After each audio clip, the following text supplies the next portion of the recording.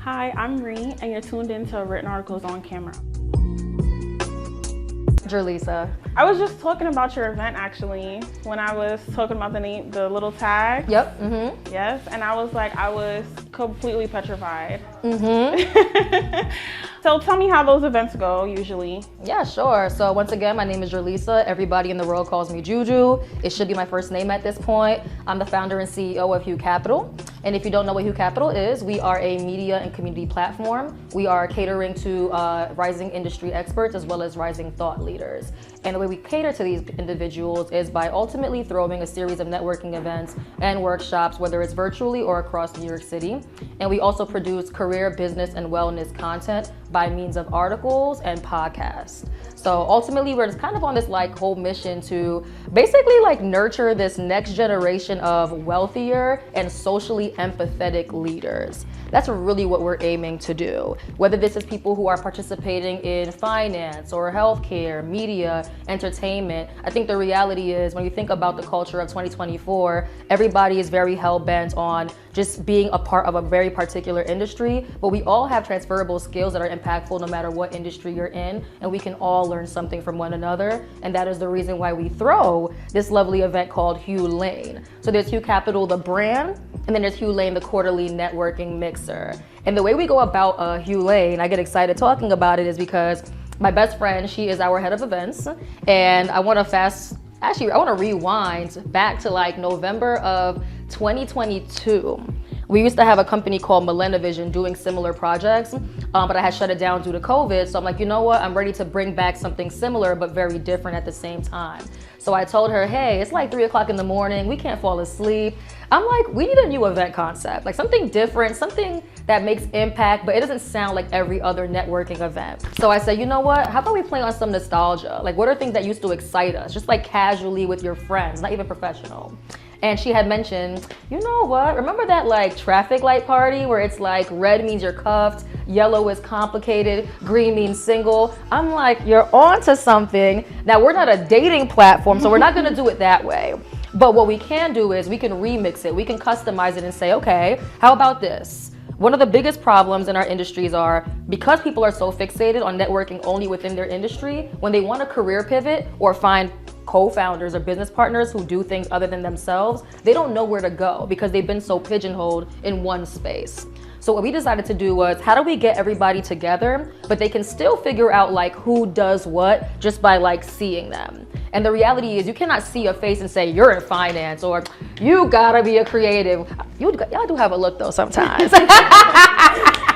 But for the most part, you can't just see a face, see a style, see an aesthetic, and say that person's associated with an industry. So the best way that we can solve for that is when you come into the Hue Lane atmosphere, our networking event, you get a color-coordinated name tag. Red means healthcare and social impact, yellow means media entertainment, and green means business and tech. That way, when you're navigating the room and you know you want to meet somebody who is in a certain industry that may be different than yours, you know exactly who you can go to because they're wearing that respective color that you're looking for. So that's the nature and the history behind our staple quarterly event, Hue Lane. But we do a ton of other events like our Winning Women Summit taking place tomorrow. But by the time you see this, tomorrow will no longer be a thing.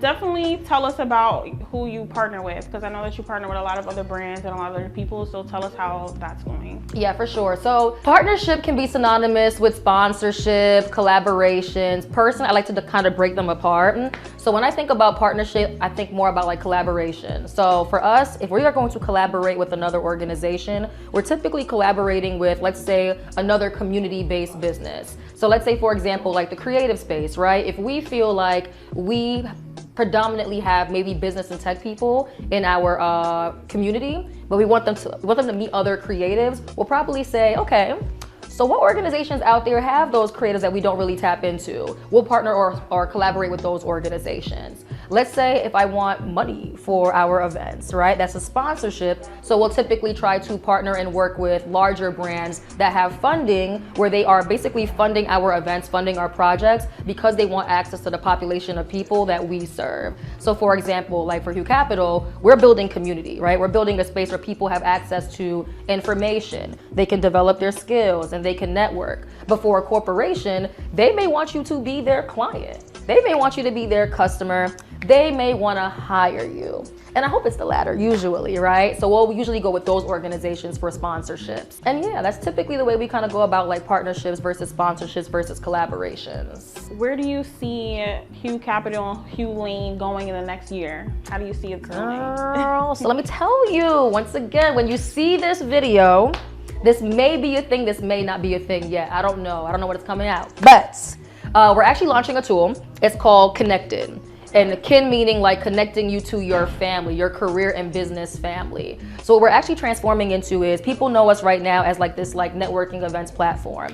And while networking is a big thing that we advocate for, that we promote, it's not the only thing that we're trying to solve for. Not necessarily as an events company, we are becoming more of a media and tech community. So meaning that on the media side, we produce content. Your articles, your podcasts, social media posts, etc. Fine, cool, great. But on the other hand, we're actually trying to build software that's gonna better connect professionals and founders to other community-based businesses, because the reality is Hue Capital is just one organization and it cannot cater to every single human on the face of this earth. But if we can do something which is introduce other people to other organizations that are more niche, that are more focused and aligned on people's very specific interests, then we wanna help with that. So what we're trying to become is an actual like software company that can introduce people to these organizations, and not only introduce them, but help them onboard and manage their organizations as well. This is a process. It doesn't all happen tomorrow. So we are doing very gradual rollouts. But as mentioned, very soon, the MVP of what we're creating will be a directory that showcases filterable search opportunities for you to find these groups. So stay tuned for that. Or if you're out by then, it's online, huecapital.co. When we were last talking in October, you told me about your launch of the website. How's that going? How did that take off? First things first, I'm really happy with it, very satisfied with it. We definitely thought it would take a little longer than it did, and I'm very grateful for my team. Shout outs to all of you for dealing with me and my very aggressive deadlines, you know, and we made it happen. February 5th, it was a Monday. While I was in Dominica, I was overseas and had this launch. And funny enough, the goal wasn't to, I guess, become the most popular site right away. The goal was just to get it out there and see who has an affinity towards it. Whether because they're finding it through SEO or SEM on Google search, or because they saw a social media post and it brought them there. And to our surprise, with minimal marketing, within the first month, we had about 3,100 unique visitors and around like 6,500 actual website views. So what that told me is that when we do start really aggressively marketing this, there is a need for it. People care about it, because not only are we getting the site views, not only are we getting unique users, but it's also telling us that people come back more than once. And that's very, very important in tech. We always talk about this term called like stickiness. You don't want someone to use your thing once. You don't want them to engage with it just once. You want them to keep coming back. So our metrics so far tell us that people are coming back at least 2 to 3 times, but I don't want them to stop at 3. I want them to just never stop. So that means I have work to do. How do I keep adding features and opportunities and content that makes them want to keep coming back, not only to events, but to our digital experiences? But overall, I feel great about it. I'm really excited about it. I think aesthetically it's pleasing. I think functionally it's working well. I haven't had any complaints about any bugs. And I think the best thing that's coming out right now, like I said before, is that connected tool. So make sure you use it. KINNECTED. What do you think is bringing them back to the site? Is it the articles? Is it the media? What do you think is making them come back? So at the moment, there's only articles right now. So I have a podcast, but I actually had put it on pause for, I want to say, about like 9 to 10 months. It's coming back out next month, meaning April 2024.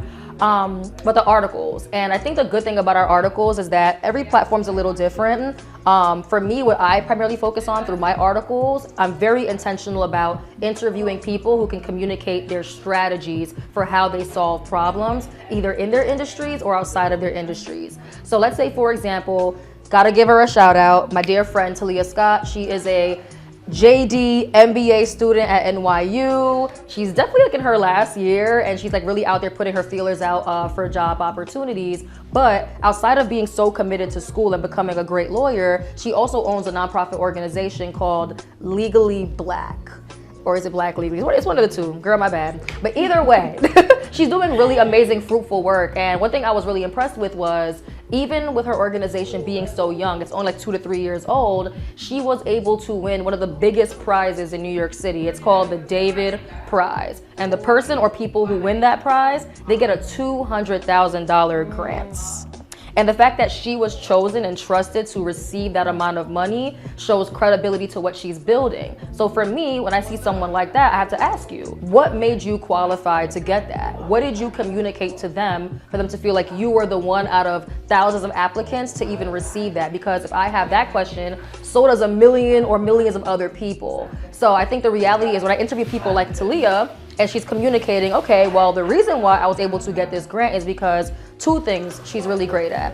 She's great at storytelling, meaning that she's able to paint a very clear picture of where she started to where she is, and how she's not the only person to experience the struggles that she has. And because she's not the only one, there's a problem to solve for, and she's definitely the right person to do so because of A, B, C, D, E, F, G reason. And I think it's very important because a lot of people have endured a lot of things, they've accomplished a lot of things, but they can't really explain what they've done and why it's so important that they've done it. But people like Talia have. And I kind of favor people like that, because I feel like for some of us who just need the extra encouragement to find the words to say that, hey, it's me, choose me, I'm that great, I should be trusted with 200K to solve the world's problems.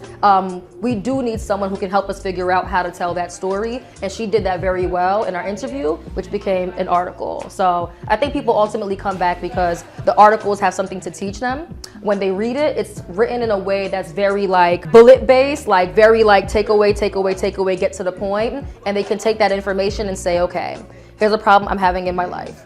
Here's a problem I'm having in my business. I'm gonna take this information and I'm gonna do something with it. And if it works for them once or made them think enough to do something with it, they're gonna feel the need to keep coming back to the website, and I think that's what's working. Good. I hope so. I think so too. I'm glad that it's working. No, yeah, a lot of people, especially with media, I was saying this earlier, like articles, and then when you have actual visual content, you kind of you're driving who is gonna come back and who's not. Yeah. And it's also you're gauging your audience, because again, we're in an age where we're either on our phone, we're not on our phone, we're busy, we're too busy, we can't watch this, we can't listen, and we're trying to see what gets, what works for us. So I think that's great. I'm with you. So what about the podcast? Is it going to come back? Do you want to start it back up? Is it still going to be a part of the brand? Absolutely. So podcast comes back April 2024, next month. I want to say mid next month. The reason for the pause isn't because of any other reason than I had to just get very intentional about other areas of the business. So I had quit my job in October of last year. I just felt like I just had no time to, I guess, solidify the vision of where I'm trying to take things. Like, while I know that the events are doing something and they're doing something fruitful, I just don't really see myself only throwing events for the rest of my life. I know my impact can be a little bit more than that for what I want to solve for. So I just kind of felt like, this podcast is important. People learn from it, they like it, they enjoy it. But, I just didn't have enough time to do that, do work, and think through the future of what Hue Capital can look like as an actual tech company or just overall media company. So now that the vision is solidified and it is clear, now I can get back in my bag and start podcasting again. And I think the good thing about taking a break is that at my events, I have the opportunity to literally meet a lot of people. And I get to ask them questions like, what are you going through right now in life? Whether it's personal or professional. What do you need help with? What do you want to learn? Because for me personally, I don't believe in guessing. I don't believe in trying to read your mind. If I have access to you, I want to just ask you what you want. What do you need? And I was very lucky where for the past few months, people have been very vocal about what they feel like is missing in their careers. And now that I know that information, I know what questions I need to be asking this season, because the questions I'm asking this season do not look the same as what I asked last time. Right. And also the people that I'm interviewing this time around, they're not gonna be exactly the same as the people that I interviewed last time, because the need seems to be slightly different. And I think that's why it's very important to, yes, go full throttle on what you care about, but sometimes take a break, take a step back, evaluate, talk to people, and make sure that whatever you're curating, whatever you're producing, it's very much so in alignment with what people actually need, not just what you want them to want, and then you give it to them. So yeah, April 2024. See y'all then. my question, this is my last question. What is the advice that you can give yourself when you first started Hue Capital to now? And then well, I feel like from our last interview to now, like your voice or the vision that you had is a lot different. So what is your advice about that? Like that constant shift in how your vision of something, you know, your brand or what you're working on. And then of course, what's your advice to people in general? So first question is advice to myself when I first started Hue Capital. The reality is your vision can change. I think that when you know what your life mission is, anything you work on, it doesn't really look that different, but the specificity in how you go about it can change. So I feel like for me in 2020, technically that's when Hue Capital started, but it started as a podcast. The intent was never to make it into an events, media, or tech company. It was honestly a solution to a girl who loves to talk and couldn't go outside anymore because COVID happened. And I'm just really big on exchanging ideas and learning from people and also sharing my knowledge. And there was no other way to do that other than through podcasting. So I kind of started it as like a hobby and kind of out of selfishness. I just wanted to meet other people. And then as time progresses, you start to realize, oh my God, I have this itch to solve something, but you know, I don't have a platform. And yes, you can create it, but I was like, well, I guess I kind of already have a platform. I have the podcast. People are somewhat familiar with the name. I wasn't marketing it like crazy because it was supposed to be a hobby. And I've never been good at having hobbies. I've always been that person who turns their hobby into a business every single time. And I thought I was gonna stop that with the podcast, but clearly I didn't. And once again, that's okay. So my advice to myself back in 2020, when I started the podcast is, it's okay if your vision for something changes. It's probably changing for the better. And it's probably changing because you now know more about the population and audience you're trying to serve.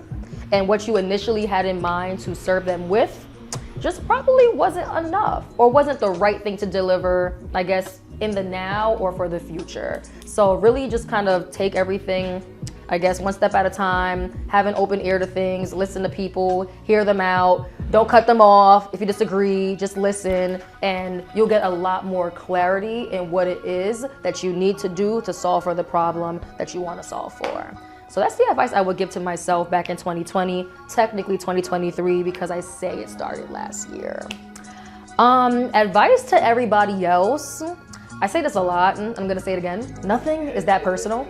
I think that, like, once again, humans are very emotional creatures, and rightfully so. But I think that a lot of times we take things so personal to the point that it disrupts our day-to-day, our month-to-month, our quarter-to-quarter. And if you think about it, usually you're not really mad at yourself. You're probably mad at somebody else. And I like to remind people that if you allow someone to have that much power over you to really disrupt your day-to-day to the point that you can't even effectively maneuver because all you think about is what that person did to you, you have given that person so much power, and it's just not worth it. Choose peace.